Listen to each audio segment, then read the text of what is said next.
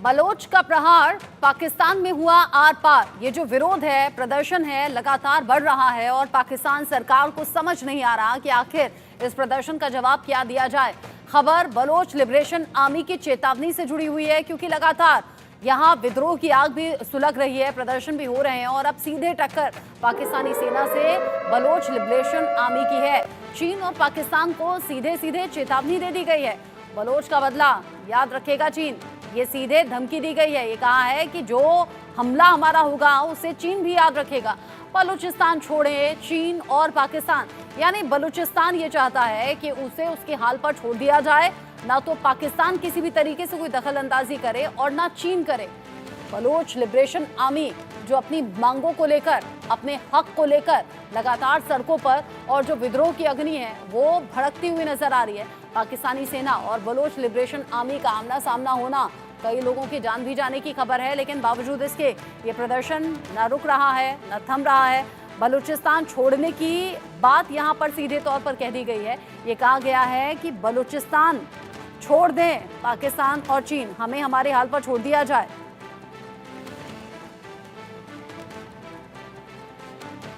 ये प्रदर्शन या आंदोलन लगातार जारी है। पाकिस्तान के खिलाफ बलोच आंदोलन इन दिनों तेजी से आगे बढ़ा है। पेशे से डॉक्टर हैं, मेहरंग बलोच विद्रोह का चेहरा हैं और अब वो कह रहे हैं कि पाकिस्तान सरकार के खिलाफ ये प्रदर्शन लगातार चलता रहेगा। मेहरंग के अहिंसक विरोध का समर्थन लगातार लोग कर रहे हैं। यहाँ जो मेहरंग हैं उनके अहिंसक विरोध को लोगों का समर्थन मिल रहा है और इसीलिए पहले सैकड़ों और फिर हजारों की संख्या में लोग सड़कों पर आ रहे हैं इस आंदोलन का सपोर्ट करने के लिए। जाहिर सी बात है, ये वो लोग हैं जो बुनियादी सुविधाओं को लेकर, अपने अधिकारों की मांग को लेकर सड़कों पर आए और उनका कहना यह है कि हमें हमारे अधिकार चाहिए और पाकिस्तान और चीन हमें हमारे हाल पर छोड़ दे। बहुत हुआ जुल्म, अब नहीं सहेंगे बलूचिस्तान के लोग। और ऐसे में हाथों में हथियार उठाकर बलोच लिबरेशन आर्मी के जो लोग हैं वो अब सड़कों पर आ गए हैं। आम लोगों का समर्थन भी लगातार इन्हें मिल रहा है।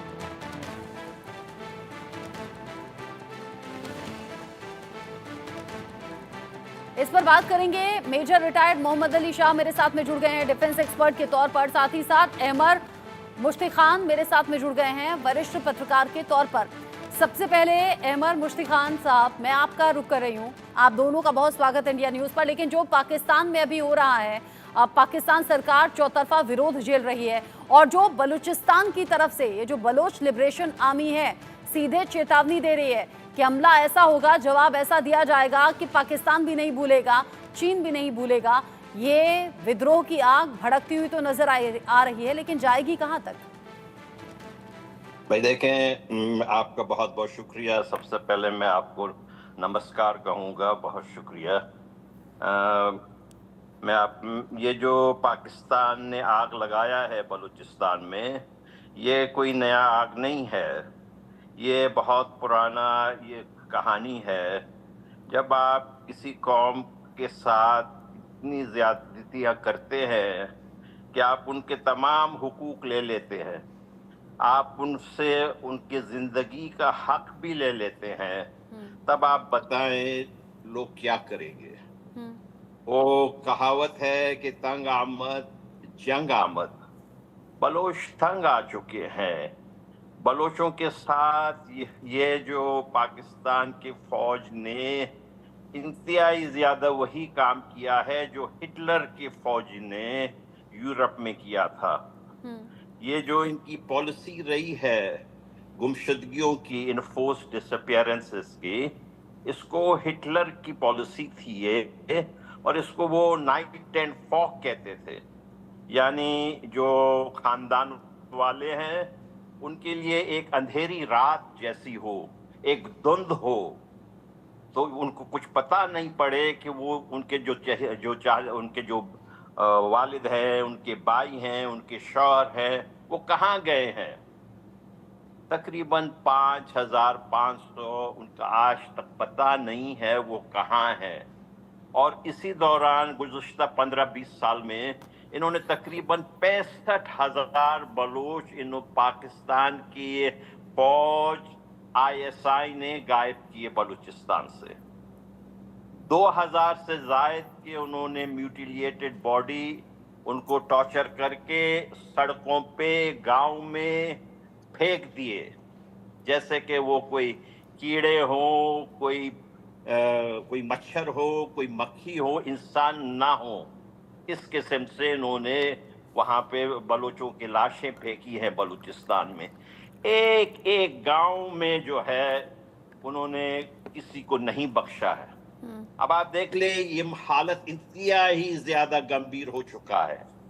आज बलोच जो है इस गुलामी को मानने के लिए तैयार नहीं है। उनके लिए जो है पॉइंट ऑफ नो रिटर्न आ चुका है। आप देख ले, हमारी जो औरतें होती हैं वो घरों के अंदर रहती हैं, लेकिन आज औरतें सड़कों पे निकाल आई हैं पाकिस्तान की, और न सिर्फ सड़कों पे निकल आई हैं, औरतें अब जानों का नजराना दे रही हैं अपने वतन के लिए। आपने देखा कि ये बहुत बड़ी बात है, ये बहुत बड़ी बात है। अगर औरतें घर में रहती हैं और औरतें अपने हक को लेकर, अपने अधिकारों को लेकर उस विरोध में, उस आंदोलन में हिस्सेदारी निभा रही हैं और सड़कों पर आ रही हैं। मुश्तिक खान साहब, एक बात और बताइए, कहते हैं जुल्म और ज्यादती का अंत जरूर होता है, क्या यहाँ अंत होता हुआ नजर आ रहा है? और अगर नजर आ रहा है तो क्या पाकिस्तान टुकड़े टुकड़े होने वाला है? देखिए, पाकिस्तान को टुकड़े जो किए हैं वो पहले भी फौज ने किया था। आपको मालूम है कि 71 में जो है फौज ने जो है जाके बांग्लादेश में, जो आज बाद में बांग्लादेश बना, उसमें जाके उन्होंने लोगों के साथ उनका कत्लेआम किया। कोई 3 मिलियन 30 लाख बंगालियों का कत्लेआम किया। उनके 3 लाख औरतों के साथ उन्होंने बलात्कारी की। बंगाली जो है मजबूर हुए, क्योंकि फिर उन्होंने अपनी मुल्क आज़ाद कराया। और हम हिंदुस्तान के अवाम और हिंदुस्तान की सेना का हम शुक्रगुजार हैं कि वो बांग्लादेश में गए थे। देखिए, आज भी हमें हिंदुस्तान से ही ज्यादा उम्मीदें हैं। हमें कोई अमेरिका से, यूरोप से, जर्मनी से, यहाँ से किसी से उम्मीद नहीं है। हमारे भाई और बहन हिंदुस्तान के लोग हैं, हम उन्हीं के तरफ देख रहे हैं। किस तरह की उम्मीद मुश्तिक खान साहब? जैसे कि आपने बंगाली अवाम को पाकिस्तान की बर्बरियत, पाकिस्तानी फौज की दरंदगी से उनका जान छुड़ाया था।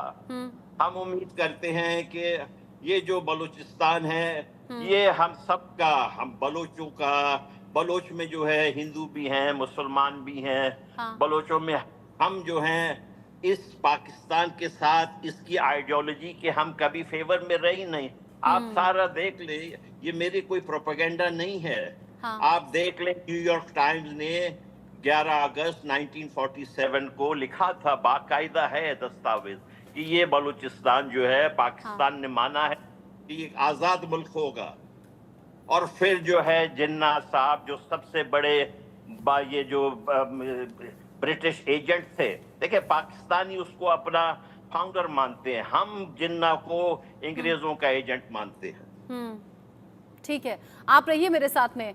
आपने जो भी कहा बहुत सच्चे दिल से कहा, और उतने ही सच्चे दिल से जो करोड़ों व्यूअर्स हमारे साथ में हैं वो आपकी बात को सुन रहे होंगे, दिल से महसूस कर रहे होंगे। अब एक फौजी को भी सुन लेते हैं। मेजर शाह, पाकिस्तान में जो कुछ हो रहा है, बलूचिस्तान में जिस तरीके से जुल्म हो रहा है, और फिर ये जो आंदोलन है, ये इतना बड़ा आंदोलन जिसमें बलोच लिबरेशन आर्मी अब भारी पड़ती हुई पाकिस्तानी सेना पर कभी कभी नजर आती है। ये कैसी सेना है? यहाँ हम हिंदुस्तान में देखते हैं सेना जो देश के लिए मर मिटने के लिए तैयार होती है, सेना के जवान जो बड़ी इंसानियत रखते हैं, एक फौजी का दिल धड़कता है अपने देश के लिए, अपने देश के नागरिकों के लिए। ये पाकिस्तानी सेना कर क्या रही है, हो क्या रहा है?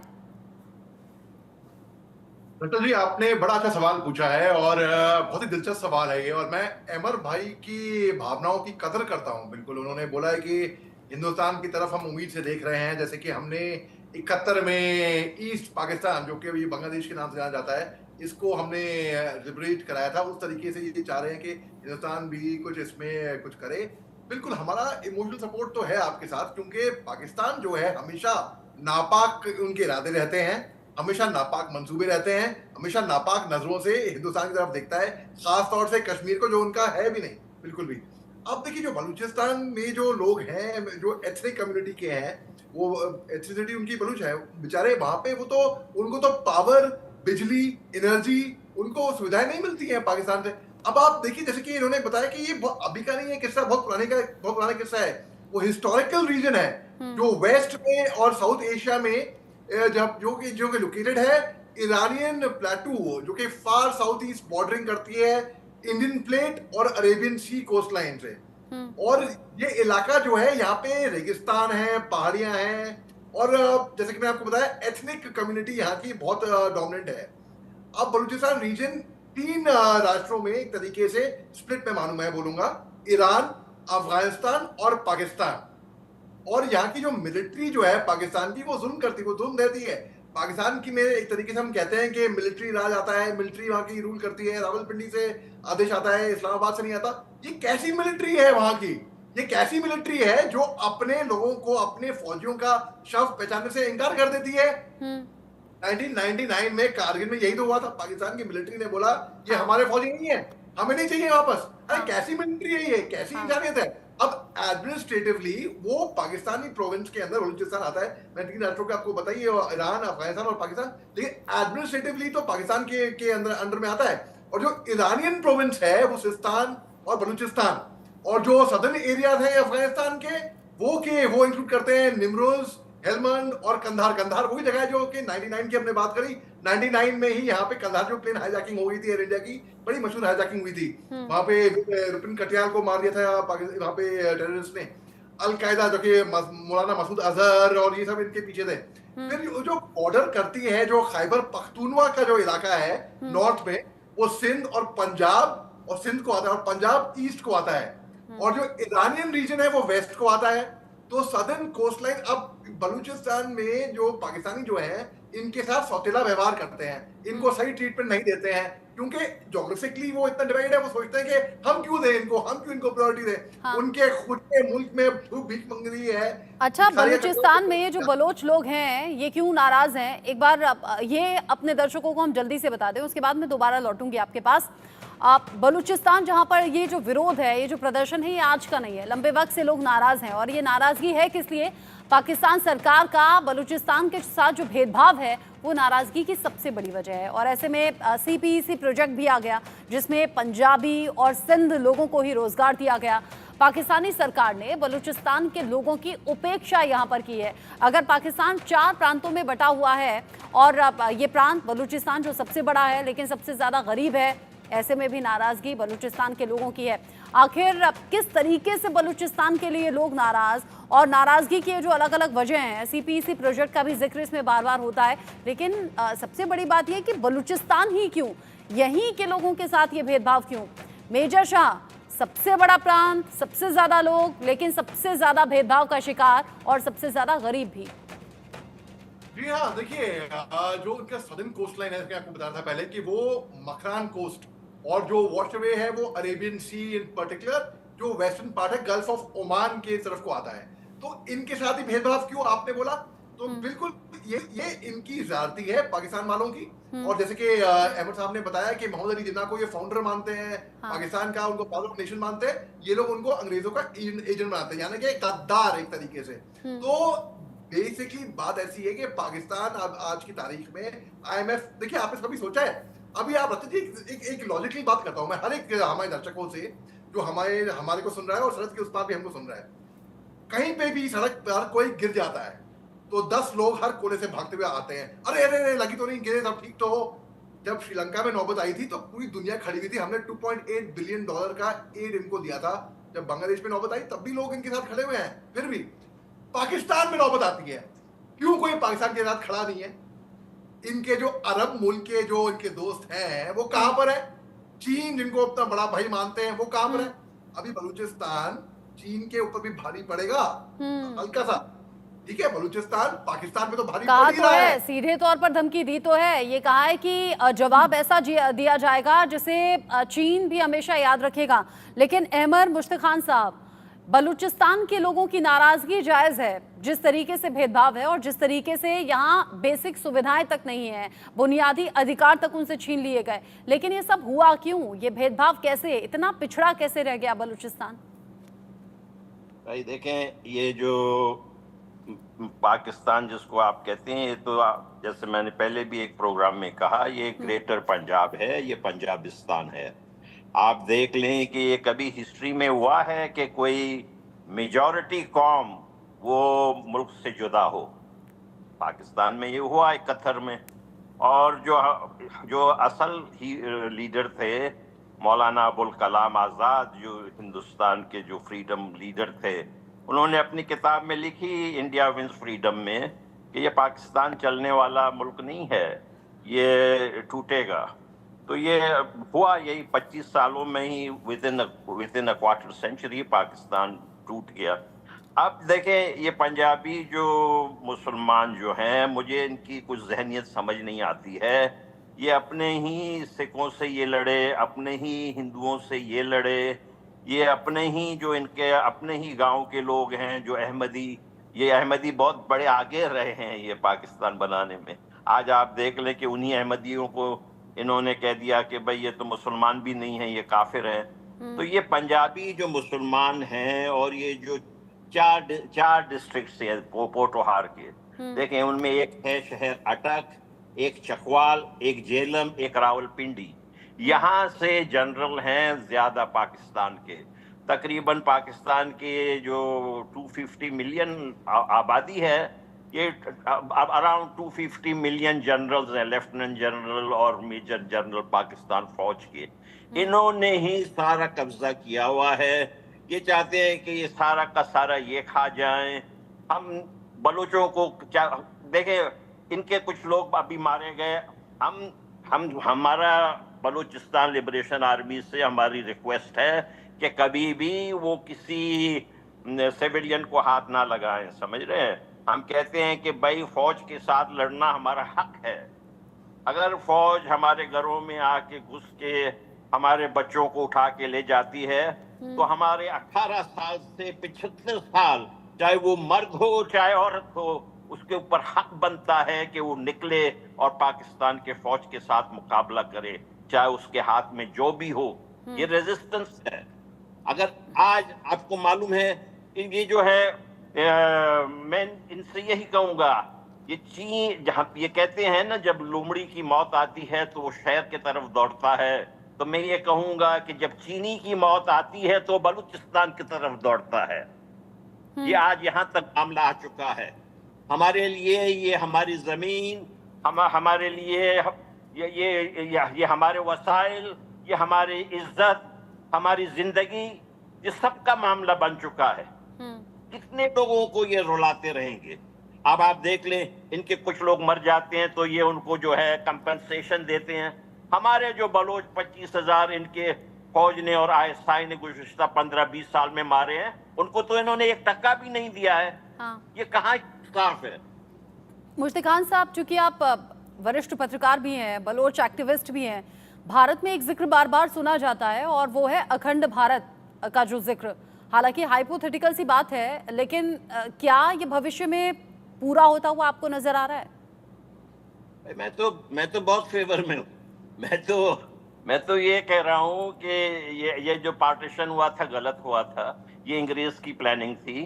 ये अंग्रेज ने ये करके गया, और उनके साथ जो अंग्रेज के जो कुछ एजेंट थे, जिन्ना, लियाकत और इस किस्म के लोग, इन्होंने जो है ये मुसीबत खड़ा किया सब पूरे हिंदुस्तान के लिए।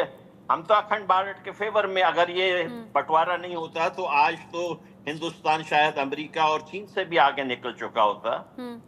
और इस बंटवारे के बाद पाकिस्तान ने सिर्फ गवाया ही गवाया है, पाया तो कुछ नहीं। भाई पाकिस्तान ने सिर्फ, इनके जो फौज का जो है मोटो वो है जिहाद, आपको पता है। इनके मोटो है जिहाद। जिहाद का मतलब ये है कि ये जाके दूसरों के जो है जमीन पे कब्जा करेंगे, दूसरों के साथ जाके लड़ेंगे। आप देख लें कि इनके साथ आज कोई खड़ा नहीं है। ये अब क्वेटा में जब ये गए, अब पाकिस्तान में आप देख ले आज भी किसकी राज है। पाकिस्तान में आज भी आज से मुनीर ही हैं। ये शहबाज शरीफ बेचारा तो जैसे हमारे इंडिया पाकिस्तान तो लोगों को बंदर को ले जाते हैं ना, उस पे नचवाते हैं, वो जो डोल की छोटा टिक करते हैं। जी हाँ, ये जो सिविलियंस पाकिस्तान के हैं, ये जीएचक्यू के हाथ में, आर्मी के और आईएसआई के हाथ में उसी तरह के से बंदर हैं ये। इनकी क्या हैसियत है? ये आसिम मुनीर गए थे क्वेटा, वही अब जब बलोच उठे हैं और इंसर्जेंसी, अब ये बलोचों की ये जो इनके पंजाबी बड़े बड़े जो बलूचिस्तान के एक्सपर्ट अपने आप को कहते हैं, नजम सेठी और ये मुशाहिद हुसैन, ये सब अब मान रहे हैं कि अब यहाँ पे हकीकी इंसर्जेंसी हो रही है। आपने कहा आसिम मुनीर मदारी हो गए, शहबाज शरीफ बंदर हो गए। अगर पिछले दिनों खबर ऐसी सामने आ रही थी कि तख्ता पलट फिर से होगा, इमरान खान से फिर सेना की बात चल रही है, क्या इन बदलावों में कुछ भला होगा या हालात जस के तस रहेंगे? देखें, ये जो है, जो भी जनरल हैं, इनके रियासत से, इनके सेना से कोई अच्छाई की आप तवक्को ना करें। ये इनकी अजीब माइंडसेट है। ये अपने आप को कभी तुर्की कहलवाते हैं, कभी ये अपने आप को अरब कहते हैं। ये अजीब इनका जो है ना माइंडसेट, हम नहीं बदल सकते भाई। हम इनको जो है हिंदुओं से नफरत है।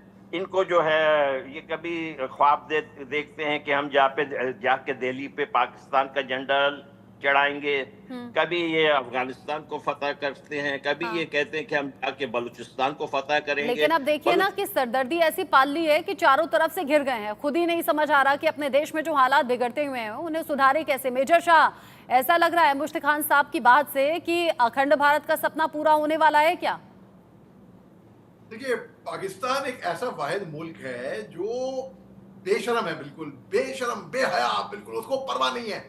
यही सबसे बड़ी ताकत है उनकी सबसे बड़ी ताकत ये है कि उनको परवाह ही नहीं है, वो बेशरम है। उनको फर्क नहीं पड़ता, उनको ढिले का फर्क नहीं पड़ता कि आईएमएफ उनको लोन दे कि नहीं दे, कि वो एफएटीएफ ग्रीन लिस्ट में आए कि नहीं आए, दुनिया उनको उग्रवादी राष्ट्र माने कि नहीं माने, उनके नागरिक पासपोर्ट लेकर जाएं बाहर विदेश में, उनके ऊपर रिस्ट्रिक्शन हो, उनको घंटा फर्क नहीं पड़ता इस बात से।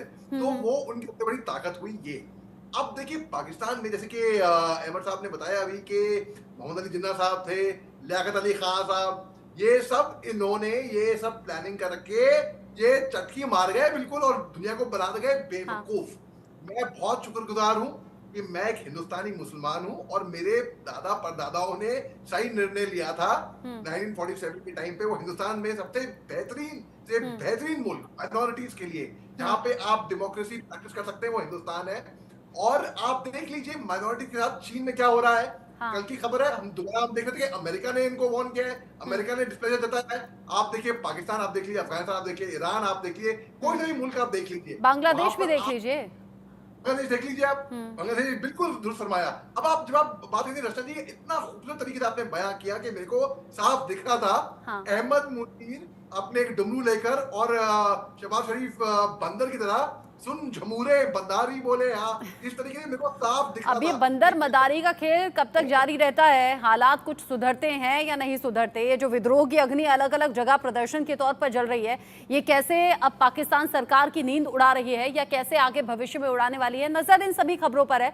बहरहाल आप दोनों का ही मेरे साथ में जुड़ने के लिए शुक्रिया। मेजर शाह आपका भी, और मैं अहमद मुश्ताक खान साहब आपका भी वक्त निकालने के लिए, इंडिया न्यूज़ के साथ जुड़ने के लिए बहुत शुक्रिया। इसी खबर के साथ छोटा सा ब्रेक यहाँ पर, ब्रेक के उस पार भी खबरें जारी हैं, कहीं मत जाइएगा।